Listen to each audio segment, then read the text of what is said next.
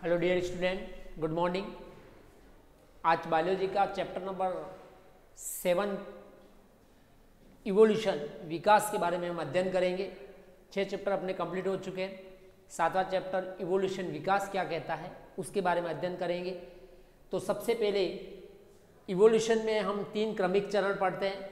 पहला ब्रह्मांड की उत्पत्ति, नंबर 1 ओरिजिन ऑफ यूनिवर्स, ब्रह्मांड की उत्पत्ति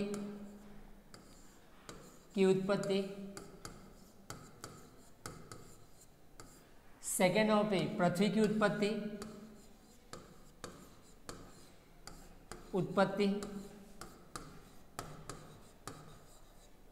और तीसरे नंबर पे जीव की उत्पत्ति। ये 3 चरणों को अपन को पढ़ना है कि step by step. First number पे हम पढ़ते हैं the origin of universe, second number पे पृथ्वी की उत्पत्ति, द ओरिजिन ऑफ अर्थ, और थर्ड नंबर पे ओरिजिन ऑफ स्पीसीज, किसी जीव की उत्पत्ति किस प्रकार से होती है। ये विकास के चरण अपन को है वो इसकी कंटिन्यू पढ़ने।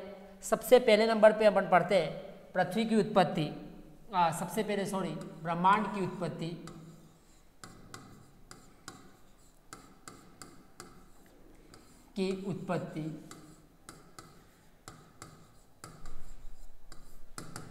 The universe, the origin of universe. ब्रह्मांड की उत्पत्ति में क्या कह रहा है? ब्रह्मांड की उत्पत्ति में सबसे बड़ा एक सिद्धांत है बिग बैंग की परिकल्पना। बिग बैंग की परिकल्पना। ये बिग बैंग की परिकल्पना क्या कहती है कि ब्रह्मांड एक प्रकार की तेज गर्म व धूल का बादल था, जिसके परिणाम स्वरूप हाइड्रोजन और हीलियम गैसें बनी। ब्रह्मांड एक तेज गर्म धूल का बादल था, जिसके परिणाम स्वरूप सर्वप्रथम हाइड्रोजन और कौन सी गैसें बनी? हीलियम जैसी है वह गैसें बनी। जैसे जैसे पिंड है वह ठंडा होता गया, ये गैसें संघनित होकर आकाशगंगा में संघनित होकर ब्रह्मांड में आकाशगंगा का निर्माण हुआ। यानी ये गैसें जैसे जैसे वह संघनित हो गई, आपस में जुड़ती गई, तो ब्रह्मांड में हमारी एक गैलेक्सी का निर्माण हुआ। आकाशगंगा का है वह निर्माण हुआ। आकाशगंगा का है वह निर्माण हुआ। इस आकाशगंगा में अनेक प्रकार के छोटे छोटे जो पिंड नजर आए, इन छोटे छोटे पिंडों को तारे या निहारिका कहा जाता है। तारे या क्या नाम दिया? निहारिका। इस प्रकार है वह ब्रह्मांड की उत्पत्ति हुई। ये बिग बैंग नामक वैज्ञानिक की जो है वह परिकल्पना है। इस परिकल्पना क्या कह रहा है कि ब्रह्मांड में मुख्यतः रूप से तेज गर्म धूल या बादल के रूप में था, जिसमें विभिन्न प्रकार की गैसें, हाइड्रोजन, हीलियम जैसी गैसें विद्यमान थी। ये गैसें जैसे जैसे पिंड ठंडा होता गया, ये गैसें आपस में संघनित हो गई, जुड़ गई, और जुड़कर है वो ब्रह्मांड में आकाशगंगा का निर्माण हुआ। इस आकाशगंगा में अनेक प्रकार के चमकते तारे नजर आए, निहारिका नजर आई, और इस प्रकार किसकी उत्पत्ति हुई?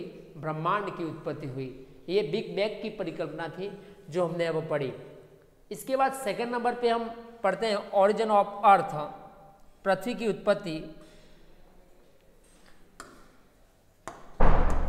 नंबर 2 ओरिजिन ऑफ अर्थ, पृथ्वी की उत्पत्ति।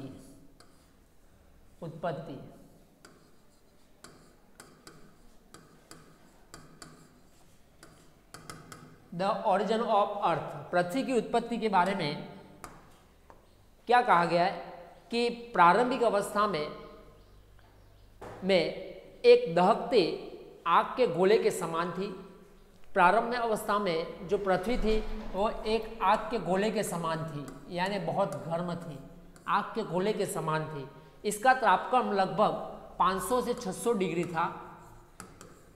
टेम्परेचर कितना था? 500 से 600 डिग्री था। तथा इस आग में हाइड्रोजन, नाइट्रोजन, कार्बन, सल्फर आदि तत्व परमाणु जो स्वतंत्र अवस्था में है वह रह चुके थे। धीरे धीरे पृथ्वी ठंडी होती गई और हल्के तत्व मिलकर वायुमंडल के बाहरी भाग का है वह निर्माण किया गया। और भारी तत्व वायुमंडल के ठोस भाग का है वह निर्माण करते गए। इस प्रकार विभिन्न पदार्थों के संयोजन से जल वाष्प,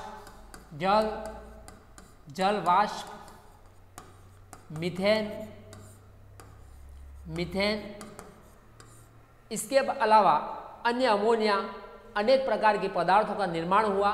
जल वाष्प से बादल बने, वर्षा हुई, सागर इत्यादि का जो निर्माण हुआ। इस प्रकार किसकी उत्पत्ति हुई? पृथ्वी की उत्पत्ति हुई। तो दो ओरिजिन ऑफ अर्थ, पृथ्वी की उत्पत्ति के बारे में ये बताया गया कि पृथ्वी प्रारंभ में एक आग के गोले के समान थी, जिसका टेम्परेचर 500 से 600 डिग्री था, टेम्परेचर बहुत हाई था। इस आग के गोले में विभिन्न प्रकार के जो तत्व है वह मौजूद थे। ये तत्व स्वतंत्र अवस्था में थे और हल्के होने के कारण ये जो वायुमंडल के बाहरी भाग का ये निर्माण करते हैं। जब वायुमंडल के बाहरी भाग का निर्माण हो गया तो कुछ भारी तत्व मिलकर है वह वायुमंडल का ठोस भाग का निर्माण किया। इस प्रकार अनेक तत्व जैसे जल वाष्प, मीथेन आदि का है वह निर्माण हुआ और जल वाष्प से सागर बने, बादल बने। इस प्रकार एक पृथ्वी की उत्पत्ति है वह होती गई। तो ये सेकंड थ्योरी हमारी कहती है कि ओरिजिन ऑफ अर्थ, पृथ्वी की उत्पत्ति है वह किस प्रकार से हुई। तीसरे नंबर पे जीव की उत्पत्ति के बारे में पढ़ते हैं अपन। जीव की उत्पत्ति,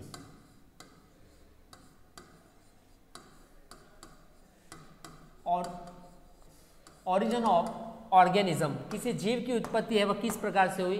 तो अलग अलग मत है। उसके अंदर सबसे पहला सिद्धांत अपन पढ़ते हैं स्पोर सिद्धांत।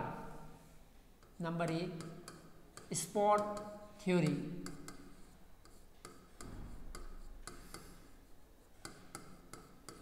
या इस सिद्धांत को नाम दिया है कॉस्मिक पेनस्पिया का सिद्धांत। ठीक है, स्पोर सिद्धांत या इसको अपन कहते हैं बीजाणु सिद्धांत के नाम से भी इसे जाना जाता है। रिचर व ग्रीक वैज्ञानिकों ने इस सिद्धांत को बताया था। रिचर व ग्रीक साइंटिस्टों के द्वारा स्पोर सिद्धांत, बीजाणु सिद्धांत है वह दिया गया था।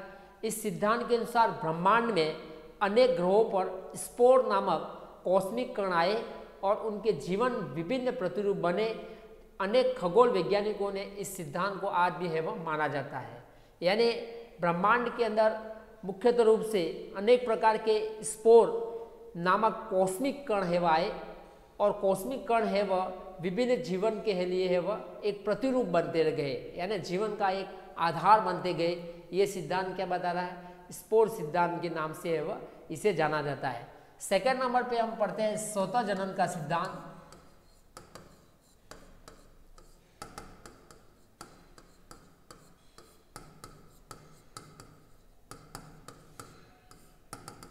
स्वतः जनन का सिद्धांत, इस सिद्धांत के अनुसार कुछ कपड़े रोटी के टुकड़े से चूहे जैसे जानवर है वह उत्पन्न हो गए। स्वतः यानी जीव की उत्पत्ति है वह स्वतः होती है, उसके माध्यम से ये थ्योरी है वह दी गई। इस सिद्धांत के अनुसार कुछ कपड़े रोटी के टुकड़ों से चूहे जैसे जानवर है वह उत्पन्न होते गए। यानी कुछ भीगे या पुराने जो कपड़े थे जिसके अंदर है वह रोटी के टुकड़े आदि को डाल दिया और इसके परिणाम स्वरूप है वह कौन से जीव है वह उत्पन्न होते गए, चूहे जैसे है वह जानवर है वह उत्पन्न होते गए। जिस प्रकार मीठा या तरल पदार्थ डालने से मक्खियाँ स्वतः उत्पन्न हो जाती है, परंतु इस प्रकार की थ्योरी यानी ये इस प्रकार का जो सिद्धांत है वह मान्यता नहीं देता है कि जीव स्वतः उत्पन्न होते हैं। ठीक है, इस सिद्धांत को वान हेल्महोल्ट्ज नामक वैज्ञानिक के द्वारा है वह दिया गया था। वान हेल्महोल्ट्ज ने इस सिद्धांत को ये बताया कि जीव की उत्पत्ति कैसे होती है, स्वतः होती है। उन्होंने एक थैली ली, थैली के अंदर है वह कुछ कपड़े पुराने जो रद्दी थे उनको रख दिया, उसके साथ कुछ गेहूं के टुकड़े गेहूं थे उन गेहूं को डाल दिया या रोटी के टुकड़ों को डाल दिया। कुछ दिनों के बाद देखा कि वहाँ पे चूहे जैसे जानवर या छोटे जो जीव है वो उत्पन्न हुए। लेकिन ये थ्योरी है वो इतनी सही नहीं है। क्यों? क्योंकि जीव की उत्पत्ति है वह स्वतः होना स्वाभाविक नहीं है। दो सिद्धांत है वो बता दिए। तीसरे नंबर पे जीवात जीवोत्पत्ति का सिद्धांत, जीवात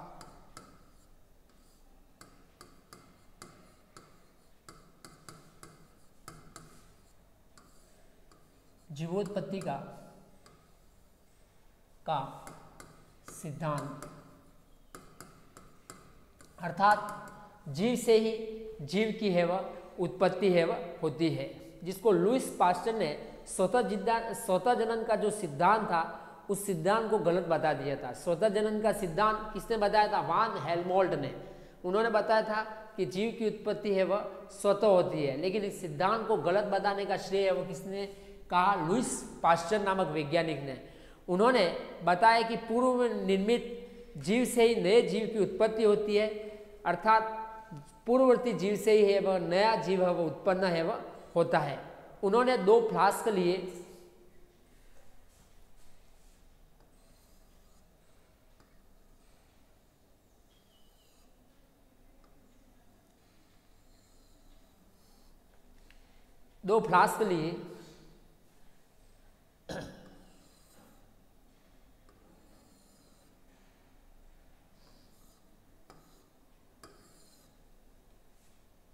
एक हंस के गर्दन के आकार का एस शेप है वह फ्लास्क लिया और उसके अंदर एक फ्लास्क के अंदर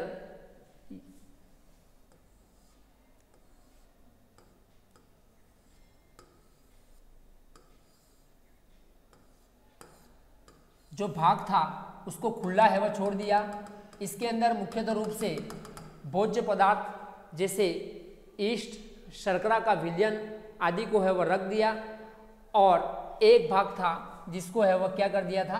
बंद कर दिया था। लुईस पास्चर ने दो फ्लास्क लिए थे, एक फ्लास्क में मृत, ईस्ट और उसको खुला रहने दिया और दूसरे फ्लास्क में एस आकार का जिसके आगे वाला जो भाग था इसको क्या कर दिया था? बंद कर दिया था। फिर उन्होंने कुछ दिनों के बाद है वह इसका ऑब्जर्वेशन किया और ऑब्जर्वेशन करने के बाद देखा कि जो भाग खुला था उसके अंदर किसी जीव ने है वह क्या किया था? प्रवेश किया था। इसके अंदर भोज्य पदार्थ मांस, ईस्ट, शर्करा का जो विलयन, इसके अंदर भी यही पदार्थ है वह रखा था, लेकिन ये वाला भाग था क्या था? ओपन। इसके अंदर किसी जीव के अंदर है जीव ने प्रवेश किया होगा और जीव ने प्रवेश करने के बाद है वह उसके द्वारा है वह नए जीव है वो उत्पन्न होते गए। जबकि फ्लास्क बी, ये फ्लास्क बी, इसके अंदर है वह आगे वाला भाग जो एस आकार का है वहाँ पे बंद है, जहाँ पे किसी भी जीव ने इसके अंदर इंटर नहीं किया, अर्थात जीव की उत्पत्ति है वह नहीं हुई। अर्थात जिस फ्लास्क का मुख खुला था वहाँ पे किसी जीव ने प्रवेश किया और जब जीव ने प्रवेश किया जिसके परिणाम स्वरूप जीव अंदर प्रवेश करने के परिणाम स्वरूप जनन की प्रक्रिया हुई होगी और जीव से जीव की उत्पत्ति होती है। तो जीवात जीवोत्पत्ति का सिद्धांत किसने बताया? लुईस पास्चर नामक वैज्ञानिक ने बताया।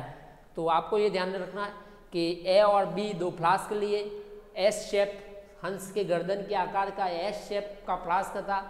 ए फ्लास्क और बी फ्लास्क में कुछ मृत कार्बनिक पदार्थ, ईस्ट, शर्करा और अन्य पदार्थ को रख दिया। ए वाला जार था वो खुला, बी वाला जार था वो बंद था।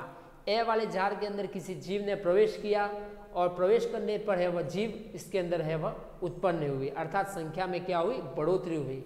लेकिन बी वाले जार में किसी प्रकार के जीव ने प्रवेश नहीं किया, अर्थात जीव उत्पन्न नहीं हुए। तो जीव से जीव की उत्पत्ति होती है, ये किसने बताया था?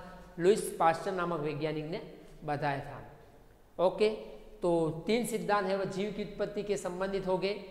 पहले नंबर पे जो सिद्धांत था वो मुख्यतः रूप से स्पोर सिद्धांत या बीजाणु सिद्धांत, दूसरे नंबर पे स्वतः जनन का सिद्धांत और तीसरे नंबर पे किसने बताया? जीवात जीवोत्पत्ति का सिद्धांत।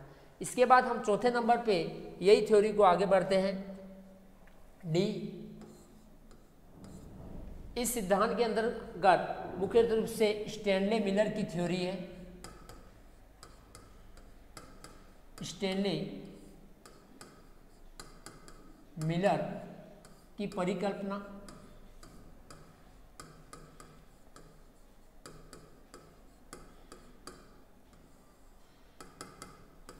स्टैनले मिलर नामक वैज्ञानिक क्या कहते हैं?